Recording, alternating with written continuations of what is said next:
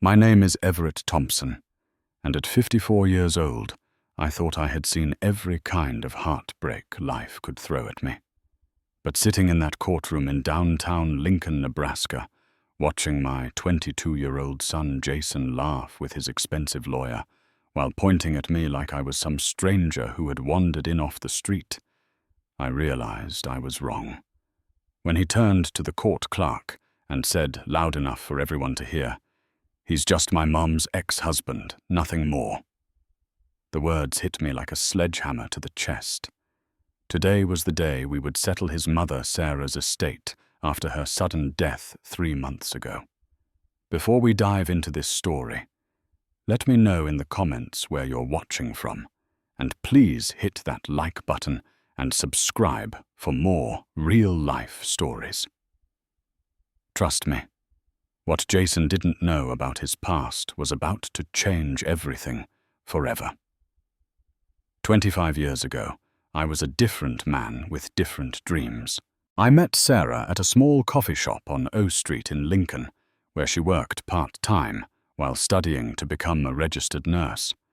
She was 19, with auburn hair that caught the morning sunlight streaming through the cafe windows, and I was 29, a construction worker with calloused hands and big plans to start my own building company someday. She had this way of laughing that made you feel like you were the only person in the room, and when she smiled, her whole face lit up like Christmas morning. We talked for 3 hours that first day. I ordered coffee after coffee just to have an excuse to stay longer. She told me about her nursing classes at Southeast Community College, her dream of working in pediatrics, and how she wanted to make a difference in children's lives. I shared my vision of building custom homes, creating spaces where families could grow and make memories. 6 months later, I proposed to her on the same spot where we first met, right there by the window table that had become our table. Our wedding was small but perfect. 50 guests packed into the First Presbyterian Church on R Street.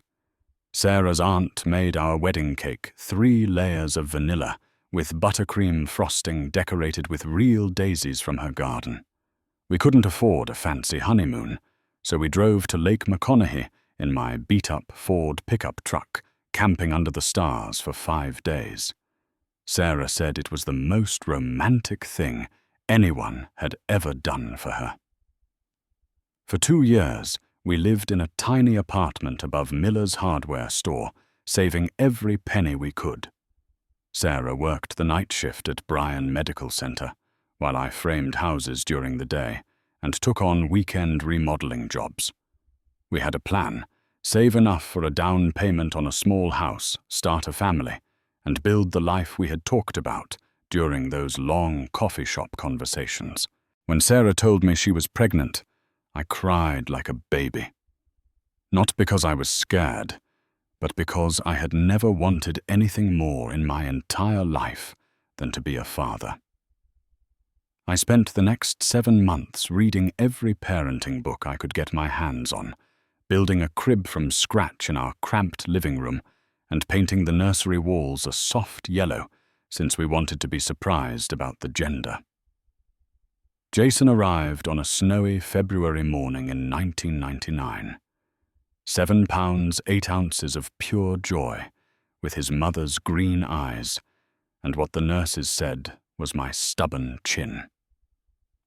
When they placed him in my arms for the first time, I made a silent promise that I would do everything in my power to be the kind of father I never had. I would be present, supportive, and never let him doubt how much he was loved. Those early years were the happiest of my life.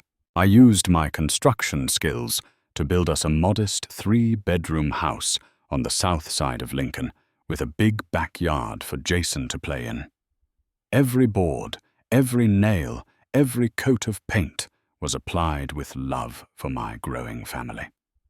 Sarah thrived as a mother and quickly earned respect at the hospital for her dedication and skill with young patients. I taught Jason to ride his bike on the sidewalk in front of our house, running behind him, with my hand on the seat, until the day he pedaled away on his own, wobbling but determined. We spent countless Saturday mornings fishing at Holmes Lake, where I showed him how to bait a hook and wait patiently for the fish to bite. In our backyard, I built him an elaborate treehouse, complete with rope ladder windows and a small porch where he could sit and read his adventure books. But somewhere around Jason's 10th birthday, things began to change in ways I didn't understand at first. Sarah started coming home from work with a distant look in her eyes, as if her mind was somewhere else entirely. She would hug Jason enthusiastically when she walked through the door, but barely acknowledge my presence. When I tried to talk to her about it, she would brush off my concerns and say she was just tired from long shifts at the hospital. I thought we had forever. I was wrong. The changes started small, like cracks in a foundation that you don't notice until the whole structure starts to shift. Sarah received a promotion to head nurse in the pediatric intensive care unit, which came with longer hours and significantly more responsibility. I was proud of her professional growth and told her so. But instead of the shared excitement I expected, she seemed almost annoyed by my enthusiasm. She began staying late at the hospital for meetings that seemed to stretch longer each week. When she came home, she would go straight to the computer in our spare bedroom, studying medical journals, and what I later realized were business and finance courses she was taking online. The warm, easy conversations we used to have over dinner became stilted exchanges about schedules and household logistics. More troubling was how she began talking to Jason about success and ambition in ways that felt pointed and deliberate. During dinner conversations, she would ask him about his grades and future plans, then make comments like, "It's important to set high standards for yourself, honey. You don't want to settle for just getting by in life." The way she emphasized certain words made it clear these lessons weren't just general parental guidance. Jason, who had always been close to both of us, started echoing his mother's new attitudes. When I suggested we spend a Saturday working on a model airplane together, something we had done dozens of times before, he wrinkled his nose and said, "Mom says I should focus on more educational activities. She thinks building things with your hands isn't really preparing for the future." Those words stung more than I wanted to admit. I had always been proud of my ability to create with my hands, to take raw materials and turn them into something useful and beautiful. But suddenly the skill that had provided for our family and built the home we lived in was being presented to our son as somehow lesser inadequate. I tried to adapt by working longer hours and taking on additional projects. I enrolled in a commercial driver's license program so I could operate heavy equipment which paid better than regular construction work. I thought if I could increase our income, maybe Sarah would see that I was ambitious too, that I was trying to build something bigger for our family. But my efforts seemed to have the opposite effect. When I told Sarah about landing a contract to help build a new shopping center, she responded with a lukewarm, "That's nice, honey," before returning to whatever she was reading on her laptop. When I mentioned the raise that came with my new CDL certification, she barely looked up from her medical journals. The distance between us grew wider each day, but I kept hoping things would return to normal. I told myself that Sarah was just going through a phase, that the stress of her new position was making her temporarily distant. I convinced myself that Jason's new attitudes were typical teenage growing pains, even though he was only 12. One evening I overheard Jason on the phone with a friend saying, "My dad just doesn't get it. Mom says he's not ambitious enough for our family." The casual way he dismissed me, as if it was an accepted fact rather than his opinion, made me realize that something fundamental had shifted in our household. I was no longer seen as a partner and provider, but as an obstacle to some vision of success that Sarah was painting for our son. The truth came crashing down on a Tuesday evening in October when I arrived home early from a job site due to rain. I walked into our house, expecting to find it empty, since Sarah's car wasn't in the driveway, but I heard the familiar sound of our computer running in the spare bedroom. Thinking Sarah might be sick and had come home early, I went to check on her. What I found instead was our computer still logged into Sarah's email account. The screen displayed an open conversation with someone named David Brennan, who I quickly realized was a divorce attorney based in Omaha. The email thread went back 6 months, detailing a carefully orchestrated plan to end our marriage while protecting Sarah's financial interests. My hands shook as I scrolled through message after message discussing asset protection strategies, custody arrangements that would favor Sarah, and timeline recommendations for filing divorce papers. One email from Sarah to the attorney read, "I want to make sure Jason understands that this decision is about creating better opportunities for his future. Everett is a good man, but he lacks the vision and drive I want our son to see as normal." Another message dated just 3 weeks earlier made my stomach turn. "Jason will choose me when the time comes. I've been carefully helping him understand that his father's limited ambitions are holding our family back from reaching its potential. He already sees Everett as someone who settles for good enough rather than striving for excellence." I sat in that chair for over an hour, reading email after email that detailed how Sarah had been systematically planning our divorce while simultaneously undermining my relationship with Jason. She had consulted with financial advisors about separating our assets, researched private schools for Jason that she knew I couldn't afford, and even looked into relocating to Omaha, where she had been offered a position at Children's Hospital. When Sarah came home that evening, I was waiting in the living room with printed copies of the emails. Her face went through a series of expressions when she saw the papers in my hands: surprise, resignation, and finally something that looked almost like relief. "How long have you been planning this?" I asked, my voice surprisingly steady, despite the chaos in my chest. "Everett, I didn't want you to find out this way," she said, sitting down across from me, but maintaining the physical distance that had become characteristic of our interactions. "But honestly, I'm glad you know. Living like this, pretending we're still the same people we were 10 years ago, has been exhausting for both of us." "What about Jason? What about our family?" Sarah's expression hardened in a way I had never seen before. "Our family deserves better than this. Jason deserves to see what real success looks like, what it means to have goals beyond just paying the bills each month. You're a good man, Everett, but I want more than good enough for my son's future." The conversation that followed was devastating in its clarity. Sarah admitted that she had fallen out of love with me gradually over several years, that my contentment with our middle-class life had begun to feel like a limitation rather than a blessing. She had been accepted to a nurse practitioner program that would eventually allow her to open her own practice, but she felt that staying married to me would hold her back from the life she envisioned. When 15-year-old Jason came home from basketball practice that evening, Sarah asked him to sit down with us. With a calmness that suggested this conversation had been rehearsed, she explained that we were getting divorced and that he would need to decide which parent he wanted to live with primarily. Jason's response broke what was left of my heart. Without hesitation, he looked at me and said, "Dad, I love you, but Mom is right about this. You never really tried to grow or become anything more than what you already were.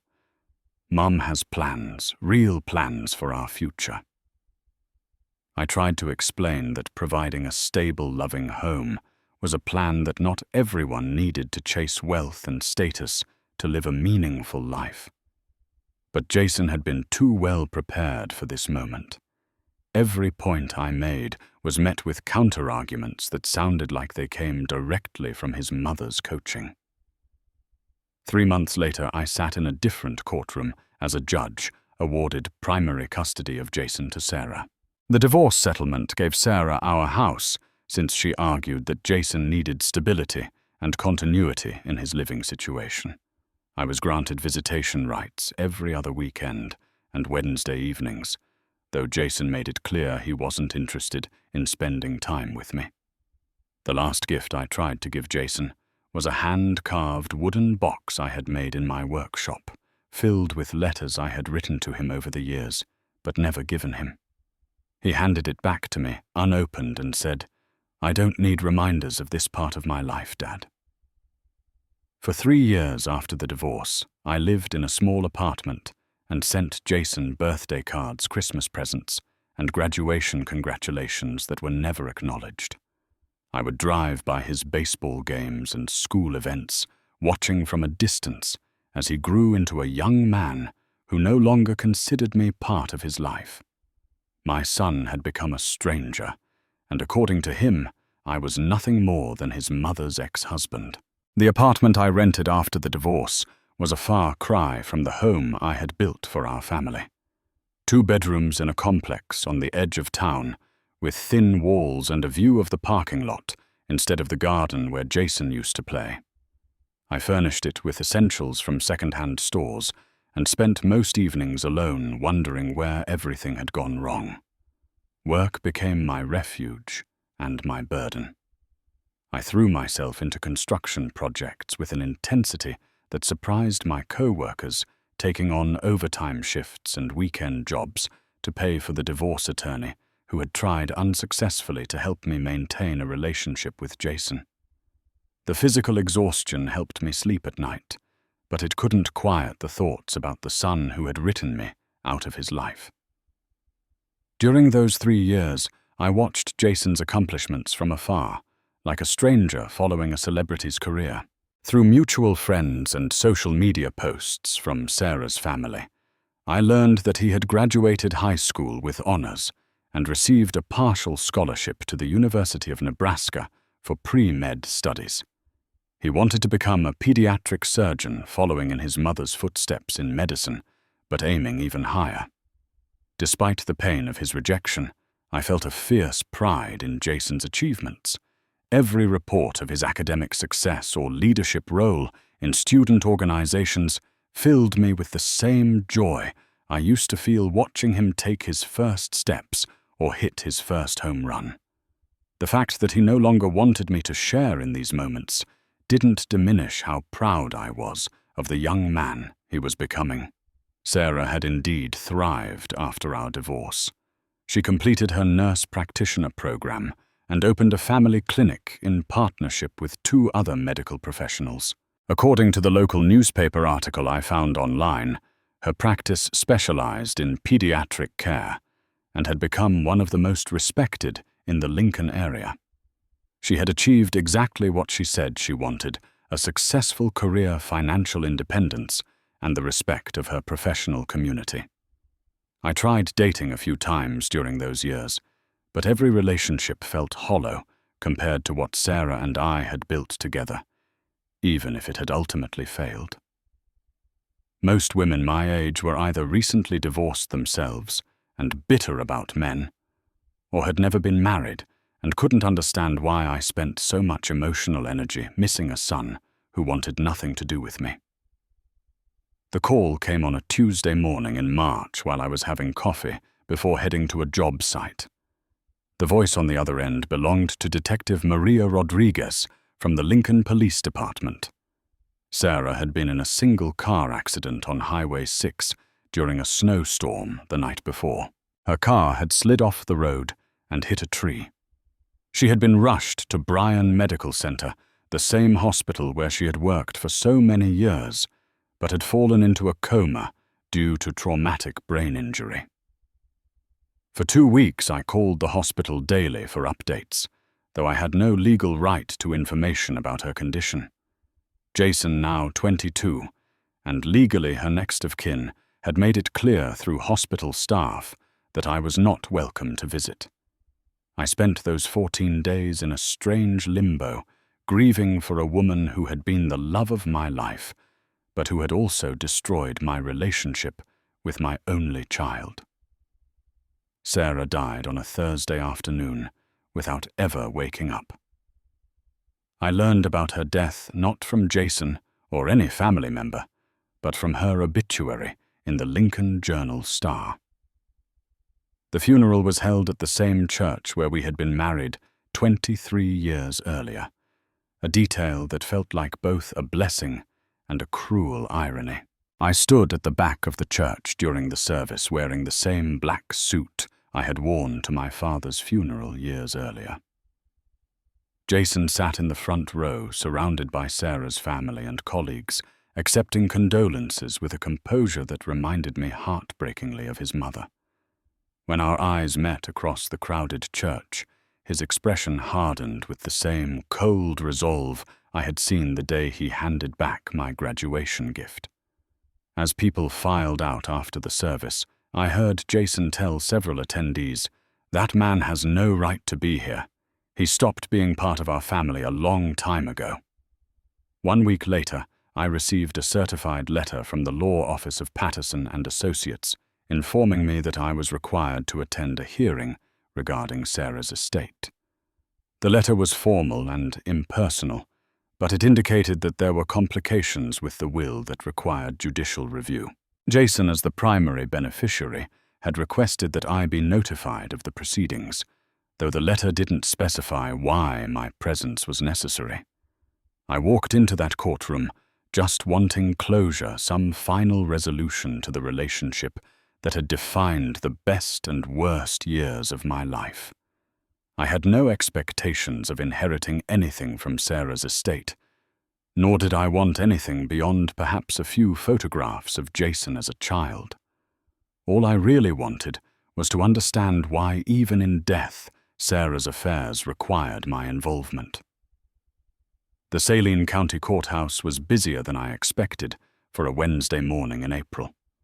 I arrived 30 minutes early and sat on a bench in the hallway, watching lawyers in expensive suits hurry past while clutching briefcases and talking rapidly into their phones.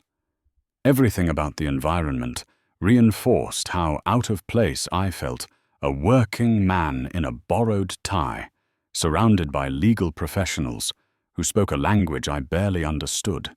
Jason arrived with his attorney, Bradley Chen, a sharp-dressed man in his 40s who carried himself with the kind of confidence that comes from years of winning cases for wealthy clients. They walked past me without acknowledgement, Jason wearing a charcoal grey suit that probably cost more than I made in a month. His hair was styled perfectly, and he moved with the self-assured bearing of someone who had never doubted his place in the world. As they passed, I heard Jason speaking loudly to his lawyer, clearly intending for me and anyone else in the hallway to hear his words.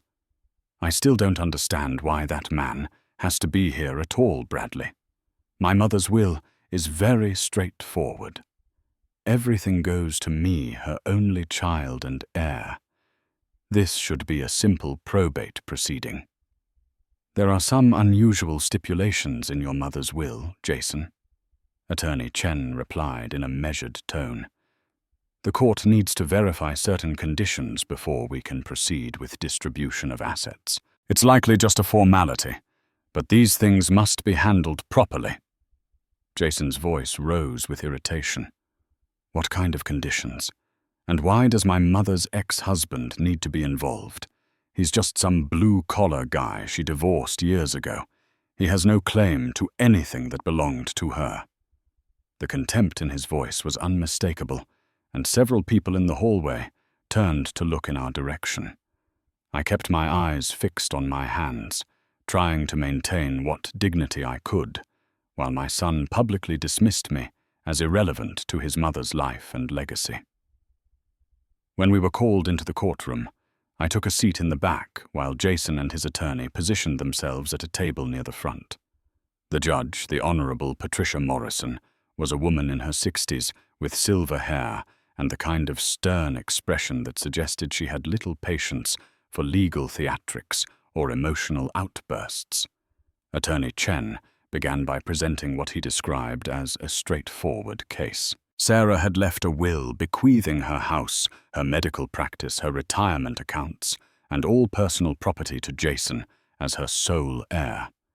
The total value of the estate was approximately $400,000, a substantial sum that would allow Jason to complete medical school without debt and establish himself professionally.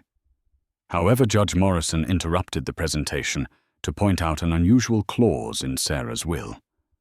According to this document, distribution of assets is contingent upon verification that Jason Thompson is indeed the biological child of the deceased. Can you explain this stipulation, Mr. Chen? Jason's face flushed red with anger and embarrassment. He stood up abruptly, pointing across the courtroom at me. Your Honor, this is completely ridiculous. Of course, I'm my mother's biological child. That man over there is nobody. He's just my mother's ex-husband, a construction worker who was never good enough for our family.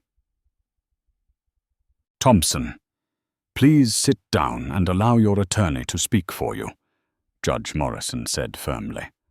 Outbursts will not be tolerated in my courtroom. But Jason was beyond controlling his temper. This is insulting, Your Honor.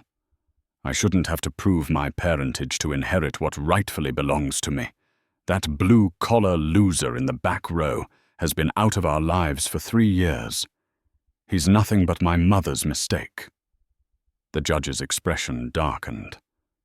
Mr. Thompson, I'm warning you about your behavior. One more outburst, and you'll be held in contempt. Attorney Chen placed a restraining hand on Jason's arm and addressed the court. Your Honor, my client finds the biological verification requirement offensive and unnecessary. We request that this stipulation be waived and that the estate be distributed according to the clearly stated intentions of the will. Judge Morrison spent several minutes reviewing documents before responding. The will is very specific about this requirement. Without biological verification, distribution cannot proceed. I'm ordering a DNA test to confirm parentage before we continue. Jason's response was explosive. I refuse. This is degrading and completely unnecessary. Everyone knows I'm Sarah Thompson's son. Just look at me. I have her eyes, her hair, color. That man, he pointed at me again, is not even my real father. He's just some guy my mother married and divorced when she realized he would never amount to anything. Every word Jason spoke cut deeper than the last, but I remained silent in my seat, remembering the scared 8-year-old boy I had held in my arms during his darkest moments, the child who had looked at me with complete trust and called me Daddy. Judge Morrison had clearly reached the limit of her patience with Jason's outbursts. She requested that both attorneys approach the bench for a private conference, leaving Jason and me sitting in uncomfortable silence on opposite sides of the courtroom. I could see him whispering angrily to himself, occasionally shooting hostile glances in my direction. When the attorneys returned to their seats, Judge Morrison announced that she was calling a brief recess to review additional documentation that had been brought to her attention. There appear to be medical records relevant to this case that warrant examination before we proceed. During the 15-minute break, Jason continued his verbal assault, speaking loudly enough for everyone in the courtroom to hear. This is absolutely ridiculous. I can't believe we're wasting time on this nonsense. That man has no connection to my mother's estate or to me. He's just a blue collar. Nobody who couldn't keep up with my mother's success. Attorney Chen tried repeatedly to quiet his client, but Jason seemed incapable of controlling himself. Do you know what kind of work he does, construction manual labor? My mother was a respected medical professional who built her own practice. They were never equals, and everyone who knew them understood that, when court reconvened, Judge Morrison had several manila folders open on her desk. Her expression was thoughtful as she studied the documents, occasionally making notes on a legal pad. The atmosphere in the courtroom had become tense with anticipation. "Mr. Chen," the judge began, "I've been reviewing medical records from Bryan Medical Center regarding your client's childhood medical history. Were you aware that Jason Thompson was treated for acute lymphoblastic leukemia when he was 8 years old?" Attorney Chen looked surprised and glanced at Jason, who appeared genuinely shocked by this revelation. "No, Your Honor. My client has never mentioned any serious childhood illness. According to these records, Jason required a bone marrow transplant to survive his cancer treatment. The donor compatibility testing was extensive, and only one potential donor was found to be a suitable match." Judge Morrison paused, looking directly at me. "Mr. Everett Thompson, the man sitting in the back of this courtroom, donated his bone marrow to save Jason's life." The silence that followed was deafening. Jason's face went completely white as he turned to stare at me with an expression of total disbelief. For the first time since entering the courtroom, he was speechless. Judge Morrison continued reading from the medical files. "The bone marrow compatibility testing confirmed biological paternity with 99.9% certainty. In fact, Mr. Everett Thompson underwent the donation procedure 3 separate times over the course of 2 years to ensure his son's complete recovery." She looked up from the documents and beckoned me forward. "Mr. Thompson, would you please approach the bench?" My legs felt unsteady as I walked to the front of the courtroom, aware that every eye was on me. Judge Morrison's voice was gentle when she spoke barely above a whisper. "Sir, are you aware that these medical records conclusively prove you are Jason's biological father?" I nodded, feeling tears gather in my eyes for the first time in months. "Yes, Your Honor. I've always known." "And you underwent multiple bone marrow donation procedures to save his life?" "Yes, ma'am." Sarah and I decided never to tell Jason about the leukemia. She thought it would be better if he never knew how sick he had been. Never felt like he owed anyone anything for his recovery. Judge Morrison's expression softened with understanding. "And you've honored that agreement all these years, even after your divorce?" "Yes, Your Honor. Even when he rejected me, even when he said I wasn't his real father, I kept my promise to Sarah. I never told him that my bone marrow was the reason he was alive to hate me." The judge's voice carried clearly across the silent courtroom as she announced her findings. "The medical evidence conclusively establishes biological paternity. According to hospital records, Mr. Everett Thompson saved his son's life through multiple bone marrow donations when Jason was 8 years old." Jason stood up slowly, his face a mixture of shock, confusion, and dawning horror at what he had done. For the first time in 3 years, he looked directly at me with recognition rather than contempt. "Dad." The word came out as barely a whisper, but in that courtroom silence, everyone heard it. The truth hung in the air like thunder before a storm, changing everything that had come before and everything that would follow. The transformation in Jason's demeanor was immediate and devastating to witness. The confident, dismissive young man who had strutted into the courtroom an hour earlier had completely disappeared, replaced by someone who looked lost and broken. He sank into his chair as if his legs could no longer support him, staring at me with wide eyes that reminded me heartbreakingly of the little boy he used to be.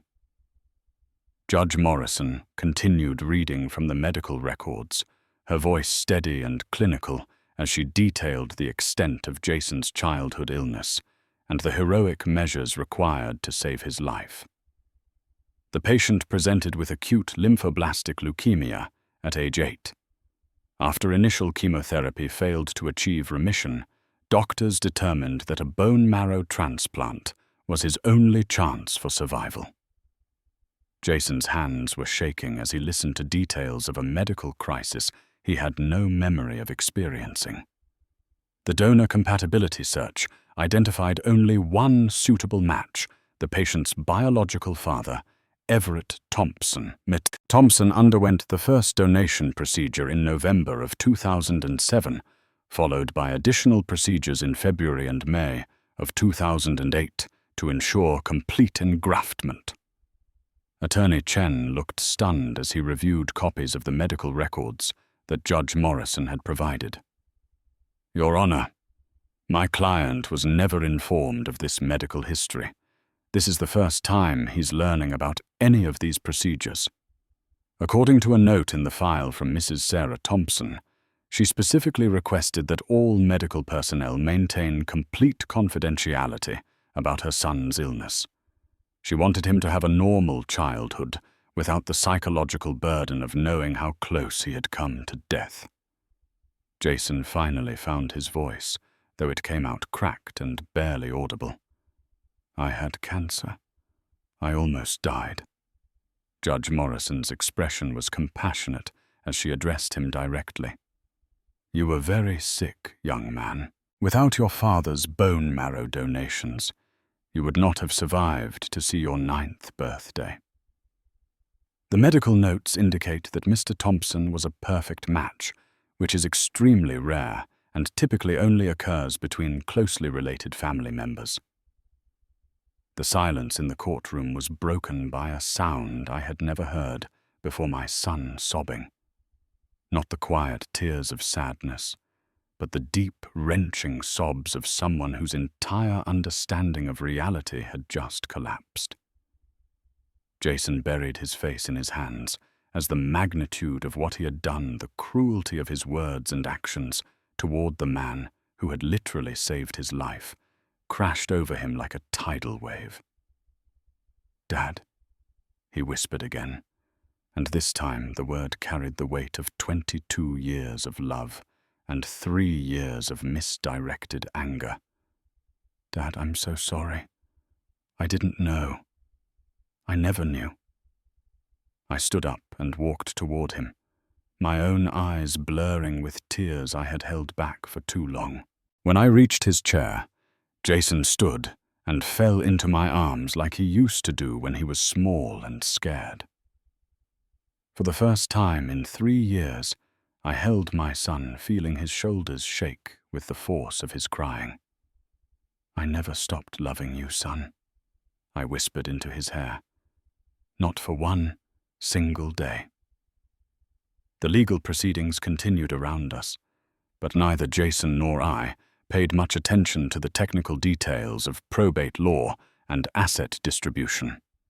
Jason inherited his mother's estate as originally intended, but during a private conversation with Attorney Chen, he made arrangements to share the inheritance with me, insisting that I deserved half of everything for raising him and saving his life. I tried to refuse his offer, explaining that I had never wanted his mother's money and had only attended the hearing for closure. But Jason was adamant, saying that sharing his inheritance was the least he could do to begin making amends for the pain he had caused me. 6 months later, Jason made the decision to transfer from the University of Nebraska to Southeast Community College in Lincoln, the same school where his mother had studied nursing. He moved into a small apartment just 10 minutes from my place, explaining that he wanted to rebuild our relationship and understand the man his mother had convinced him to reject. The process of healing our father-son bond was slow and sometimes painful. Jason struggled with guilt over the years of cruel treatment he had inflicted on me, while I worked to forgive both him and Sarah for the manipulation that had cost us so much time together. We started small with weekly dinners and occasional fishing trips to the same lake where I had taught him to cast a line as a child. Through long conversations over coffee and during quiet moments in my workshop, Jason began to understand the values that his mother had taught him to dismiss as inadequate. He saw how I approached my work with pride and integrity, How I treated everyone, from wealthy contractors to day laborers, with equal respect, and how true success could be measured in ways that had nothing to do with bank balances or professional titles. Jason eventually changed his major from pre-med to education, deciding that he wanted to teach high school science and coach baseball. "I want to help kids the way you helped me, Dad," he explained during one of our dinners. "Not by saving their lives medically, but by showing them that being a good person is more important than being a successful one." The bitterness and resentment I had carried for 3 years gradually faded, replaced by gratitude for the second chance we had been given. I learned that holding on to anger was like carrying a backpack full of stones. It only made the journey harder without changing the destination. Sometimes the greatest gift you can give someone is the truth, even when that truth is painful and complicated. Sarah had tried to protect Jason from knowing about his childhood illness, but in doing so, she had also prevented him from understanding the depth of love that had saved his life. Love doesn't need recognition to exist, but healing requires honesty. For 3 years I had loved a son who rejected me, and that love had remained constant despite his cruelty. But it wasn't until the truth came to light that real healing could begin for both of us. That day in court, I didn't just get my son back. We both learned what family really means: not perfection, not constant happiness, but the willingness to forgive, to grow, and to choose each other again and again, even after terrible mistakes have been made. If you've ever felt rejected by someone you love, or if you've ever said things in anger that you later regretted, I'd love to hear your thoughts in the comments below. How do you heal relationships that seem beyond repair? Have you ever discovered that a situation was completely different from what you believed it to be? Please hit that like button if this story touched your heart. Subscribe for more real-life experiences, and share this video with someone who might need to hear that it's never too late to make things right. Thank you for listening to my story, and I hope that wherever your own family journey takes you, you'll remember that love and truth have the power to overcome even the deepest wounds.